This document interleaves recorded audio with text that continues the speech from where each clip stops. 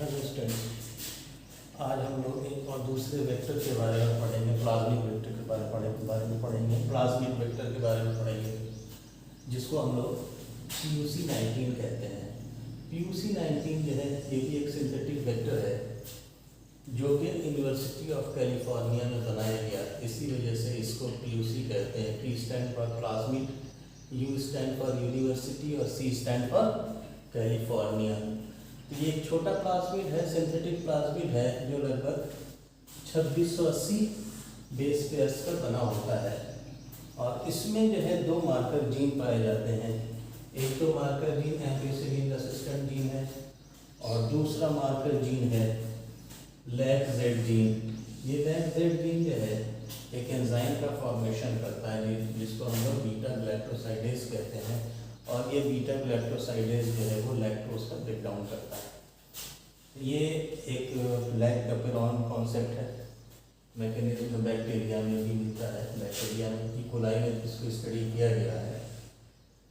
ठीक है, तो वो लैक्टोपेरॉन का ही एक कंपोनेंट है LAGZ जीन। ठीक है, तो इसमें दो मार्कर जीन पाए जाते हैं। मार्कर जीन कहते हैं जिसके जरिए ट्रांसफॉर्म सेल्स को आइडेंटिफाई किया जाता है। ठीक है, और इस LAGZ जीन पर दो तरह के एंजाइम के रेस्ट्रिक्शन दो तरह के रेस्ट्रिक्शन एंडोन्यूक्लियस के रिकॉग्निशन साइट पाए जाते हैं। ठीक है, एक तो H1 है और दूसरा EcoR1 है। ये दोनों रेस्ट्रिक्शन एंजाइम के एंडोन्यूक्लियस इस LAGZ जीन को स्पेसिफिक पॉइंट से काटने में सक्षम होते हैं, कैपेबल होते हैं। ठीक, और ये जो LAGZ जीन है ये इकोलाई से लिया गया। उसी तरीके से इसका ऑरिजिन भी क्या है, इकोलाई से लिया गया। अब इसका फंक्शन क्या है, कैसे काम करता है, तो सपोज कर लो कि ये PUC19 है, इसमें ये दोनों मार्कर जीन है, ये ऑरिजिन है। अब इनमें क्योंकि ये जो जीन है इस पर ये रेस्ट्रिक्शन एंडोन्यूक्लियस काम कर सकते हैं। इन दोनों में से कोई रेस्ट्रिक्शन एंडोन्यूक्लियस ले लें और हमको रिकॉम्बिनेंट DNA बनाने के लिए इस वेक्टर के साथ जिस DNA को जोड़ना है, जो डिजायर्ड DNA है या जो इंसर्ट DNA है, इस इंसर्ट DNA को भी उसमें डाल दें और ग्रो कराएं कल्चर मीडियम में बैक्टीरिया को भी। तो चांसेस है कि कुछ प्लाज्मिड में ये DNA इंसर्ट हो जाएंगे।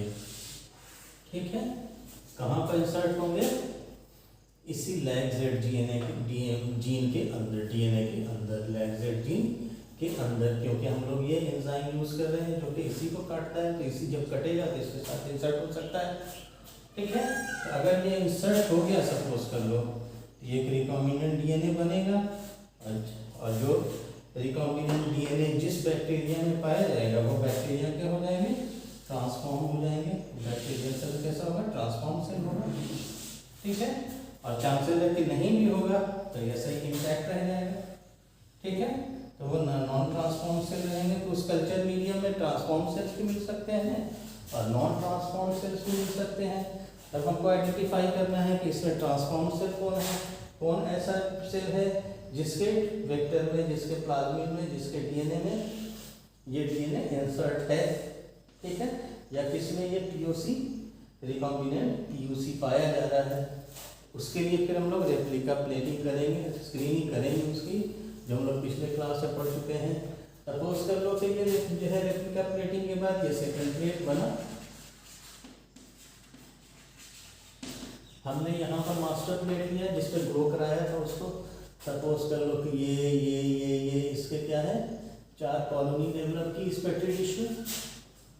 अब इसकी हमने रेप्लिका प्लेटिंग की एक सेकंड पेट्री डिश में। ठीक है, अब इसमें क्या करेंगे हम लोग कि इस कॉलोनी को, इस पेट्री डिश को एक एग्रोस के कल्चर मीडियम में रखेंगे और उसमें क्या डालेंगे हम लोग, IPTG और X-गैलरी रखेंगे इसके कल्चर मीडियम में।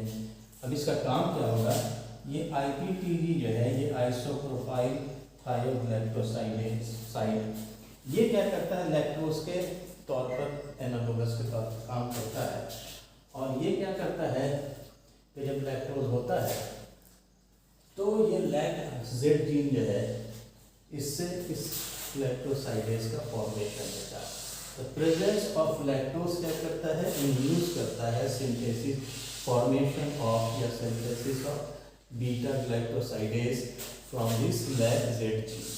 ये ITTG क्या करेगा, लैग जेड जीन को इंड्यूस करेगा, किसके लिए, बीटा ग्लाइकोसाइडेज के फॉर्मेशन के लिए, ठीक है। और उसके साथ यहाँ एक सबस्ट्रेट है, ये एक सबस्ट्रेट है इसका, किसका, बीटा ग्लाइकोसाइडेज का, ठीक है।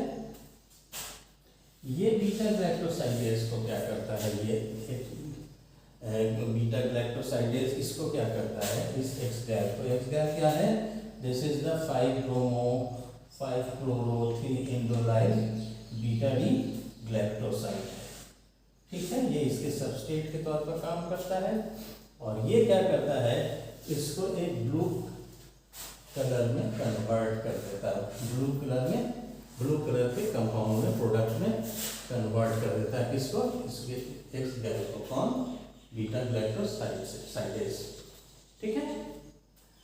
अब देखिए क्या होगा, वैसे सेल जिसमें लैग जेड जीन इंटैक्ट है उसमें क्या होगा, इसके प्रेजेंस से बीटा ग्लाइकोसाइडेज बनेगा और इसके प्रेजेंस से क्या होगा, ये बीटा ग्लाइकोसाइडेज एक्स गैल को एक ब्लू कंपाउंड में कन्वर्ट कर देगा। तो वो सारे के सारे जो कॉलोनी है जिसमें ये वेक्टर इंटैक्ट है और या ये जीन रादर क्या है, इंटैक्ट है, वो सब में क्या होगा, ब्लू कंपाउंड का फॉर्मेशन होगा और वो सभी कॉलोनी हमको क्या दिखाई देगी, ब्लू कलर की दिखाई देगी। तो ब्लू कलर की कॉलोनी जो है वो किसको इंडिकेट करेगी, नॉन ट्रांसफॉर्म सेल्स को, ठीक है। लेकिन जो